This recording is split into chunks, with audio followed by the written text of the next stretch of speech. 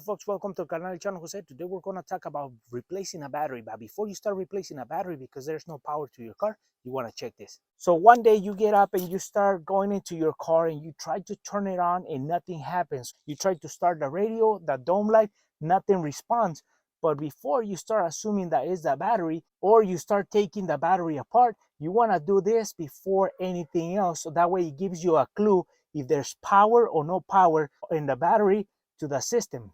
Do this real quick and that's going to give you a clue if there's power on the battery or there's no power. But the only component that can work just by pressing one simple button is the horn. So you press the horn or the button in the steering wheel and the horn is going to activate. So that's going to give you a clue if there's power or there's no power on the battery. If the horn activates itself by pressing the horn button, that means that the battery might be good and you might have something else. It might be a main fuse that you might have to check before you start replacing the battery. So without the keys being in the ignition, we press the horn button and we activate the horn to see if it works or not.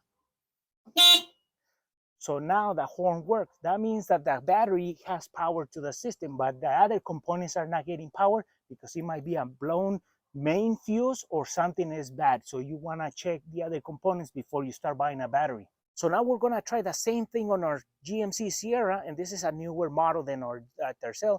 So just to show you, just by opening the truck and without installing the key in the ignition, the horn can be activated just by pressing on the steering wheel button, and that was going to give us a clue if there's power in the battery or there's no power. And also you want to hear how strong the horn makes the sound to hear if it's healthy or not healthy compared to other days. So with that, let's open our truck and try that out.